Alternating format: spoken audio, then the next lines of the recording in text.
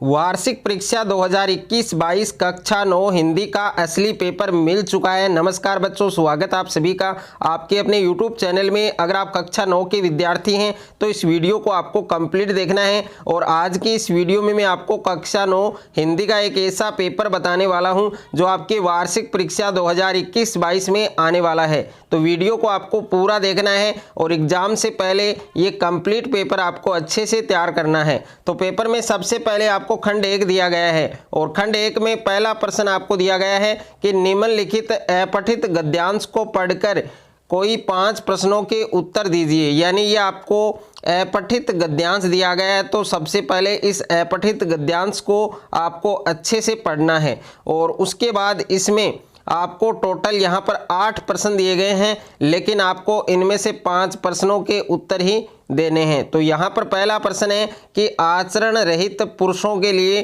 क्या कल्याणकारक नहीं हो सकता। और दूसरा प्रश्न आपको पूछा गया है कि आचरण के विकास के लिए क्या जरूरी है।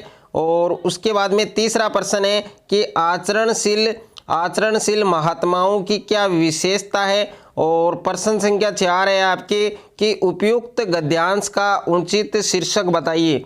और प्रश्न संख्या 5 है आपके कि मानव जीवन का परम उद्देश्य क्या है। और प्रश्न संख्या 6 है आपके कि सभी धर्म संप्रदाय किसके लिए कल्याणकारक होते हैं। और प्रश्न संख्या 7 है कि महात्मा शब्द में कौन सा समास है। और प्रश्न संख्या 8 है कि आध्यात्मिक शब्द में उपसर्ग और प्रत्यय बताइए। तो इसमें टोटल आपको 8 प्रश्न दिए गए हैं, लेकिन आपको इन 8 में से 5 ही प्रश्नों के उत्तर है वो देने हैं। और उसके बाद में प्रश्न संख्या 2 है आपके कि निम्नलिखित अपठित पद्यांश को पढ़कर पूछे गए कोई 5 प्रश्नों के उत्तर दीजिए। तो ये आपके अपठित पद्यांश दिया गया है, तो इस पद्यांश को सबसे पहले अच्छे से पढ़ना है। और उसके बाद इसमें भी आपको टोटल 8 प्रश्न दिए गए हैं, लेकिन आपको 5 ही प्रश्न के उत्तर है वो देने हैं। तो यहाँ पर पहला प्रश्न आपको पूछा गया है कि मातृभूमि को किसकी मूर्ति बनाया गया है।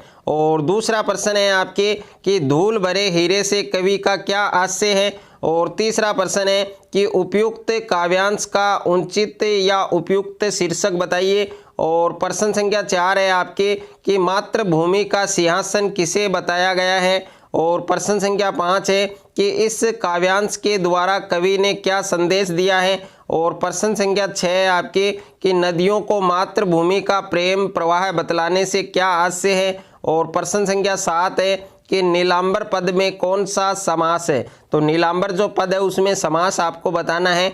और प्रश्न संख्या 8 है कि करते अभिषेक पयोद है, पयोद के 2 पर्यायवाची शब्द हैं वो बताने हैं। तो इसमें भी आपको टोटल 8 प्रश्न दिए गए हैं, लेकिन इनमें से आपको केवल 5 प्रश्नों के उत्तर ही देने हैं। उसके बाद में खंड 2 दिया गया है। और खंड 2 यहाँ पर खंड 2 में प्रश्न संख्या 3 है आपके कि अपने विद्यालय के प्रधानाचार्य को एक प्रार्थना पत्र लिखिए जिसमें पुस्तकालय से पाठ्य पुस्तक दिलवाने का निवेदन किया गया हो। तो इसमें आपको एक प्रार्थना पत्र है वो तैयार करना है। और अथवा वाला भी आप कर सकते हैं कि अपने मोहल्ले में व्याप्त गंदगी के संबंध में नगर पालिका को एक शिकायती पत्र लिखिए। तो इसमें भी आपको एक करना है। और उसके बाद में प्रश्न संख्या 4 है आपके कि निम्न में से किसी एक विषय पर 300 शब्दों में निबंध लिखिए। यानी 300 शब्दों में आपको निबंध लिखना है। यहाँ पर पहला विषय आपको दे रखा है कि समाज में नारी का स्थान। और दूसरा है आपके कि इंटरनेट वरदान या अभिशाप। और तीसरा है आपके कि मेरे आदर्श शिक्षक। और उसके बाद में चौथा है आपके स्वच्छ भारत अभियान। तो यहाँ पर 4 सब्जेक्ट आपको दे रखे हैं, लेकिन आपको एक ही टॉपिक पर 300 शब्दों में निबंध है वो लिखना है। उसके बाद में खंड 3 आपको दिया गया है। और खंड 3 में आपके व्याकरण है। तो यहाँ पर प्रश्न संख्या 5 है कि रचना की दृष्टि से वाक्य भेद का उदाहरण दीजिए। एक उदाहरण है वो आपको लिखना है। और अथवा में प्रश्न है आपके कि वाक्य की परिभाषा देते हुए वाक्य के भेद लिखिए। और उसके बाद में प्रश्न संख्या 6 है आपके कि निम्न शब्दों के पर्यायवाची शब्द लिखिए कोई दो। ओके, तो यहाँ पर इनमें देखिए आप देख सकते हैं, पहला है कनक और दूसरा है गणेश, तीसरा है जल और चौथा आपके अश्व, और इनमें आपको केवल दो के पर्यायवाची शब्द हैं वो लिखने हैं। यहाँ पर टोटल 4 शब्द आपको दिए गए हैं, लेकिन कोई 2 शब्दों के आपको पर्यायवाची शब्द हैं वो लिखने हैं। प्रश्न संख्या 7 है आपके कि निम्न शब्दों के विलोम शब्द लिखिए। तो आपको विलोम शब्द लिखना है कोई दो। ओके, तो यहाँ पर पहला है आपके आए, दूसरा है आकाश, तीसरा है आगमन और चौथा है आपके दुर्गम।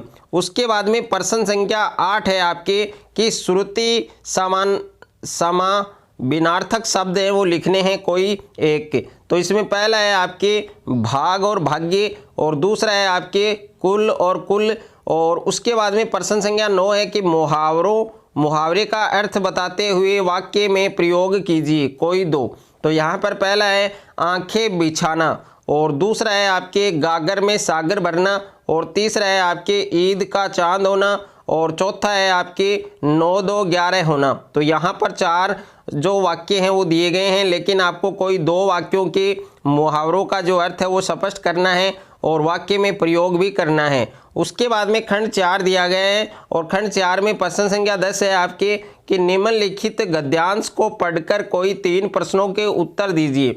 तो जो गद्यांश है उसको आपको पढ़ना है और आपको 3 प्रश्नों के उत्तर है वो देने हैं। तो ये गद्यांश, सबसे पहले इस गद्यांश को आप अच्छे से पढ़ें। और उसके बाद में पहला प्रश्न है कि भारतीयों को अमेरिका में क्यों नहीं घुसने दिया जाता। दूसरा प्रश्न है कि विदेशों में रहने वाले भारतीय किस तरह का आचरण करते हैं। और तीसरा प्रश्न है कि किस कारण से जापान को सभ्य और भारतीयों को असभ्य कहकर बदनाम किया गया है। और प्रश्न संख्या 4 है कि गम खाना इसका क्या आशय है वो स्पष्ट करना है। और प्रश्न संख्या 5 है कि किस देश की मिसाल सामने है। तो इसमें केवल आपको 3 प्रश्नों के उत्तर हैं वो लिखने हैं। उसके बाद में अथवा में भी आपको एक गद्यांश दिया गया है, अगर आप ये वाला गद्यांश करना चाहते हैं तो ये भी आप कर सकते हैं। और इसमें भी आपको 5 प्रश्न दिए गए हैं, लेकिन आप तीन प्रश्नों के उत्तर हैं वो ही आपको देने हैं। उसके बाद में देखिए प्रश्न संख्या 11 है आपकी। प्रश्न संख्या 11 है कि निम्न में से किन्हीं 3 प्रश्नों के उत्तर दीजिए। तो ये आपके बुक के प्रश्न है और इनमें आपको केवल 3 प्रश्नों के उत्तर है वो देने हैं। और उत्तर सीमा है वो है 40 शब्द, यानी 40 शब्द के अंदर आपको उत्तर है वो लिखना है। तो यहाँ पर पहला प्रश्न है कि आज की उपभोक्तावादी संस्कृति हमारे दैनिक जीवन को किस प्रकार प्रभावित कर रही है। और दूसरा प्रश्न है कि प्रेमचंद के फटे जूते पाठ में टिल्ले शब्द का प्रयोग किस संदर्भ को इंगित करता है। और तीसरा प्रश्न है मुख्य प्राणी मनुष्य से कम संवेदनशील नहीं होते कैसे, यह आपको बताना है। और चौथा प्रश्न है कि उपभोक्तावाद की संस्कृति पाठ के आधार पर प्रतिष्ठा के अनेक रूप होते हैं, चाहे वे हास्यास्पद हो या न हो। तो यह आपको स्पष्ट करना है। उसके बाद में देखिए प्रश्न संख्या 12 है आपके कि निम्नलिखित पद्यांश को पढ़कर 3 प्रश्नों के उत्तर लिखिए। तो यह आपको पद्यांश दिया गया है, इसको आपको अच्छे से पढ़ना है। और इसमें आपको टोटल 4 प्रश्न दिए गए हैं, लेकिन आपको 3 प्रश्नों के उत्तर है वो देने हैं। तो यहाँ पर पहला है कि कवि रसकान अगले जन्म में ब्रज में ही क्यों रहना चाहते हैं।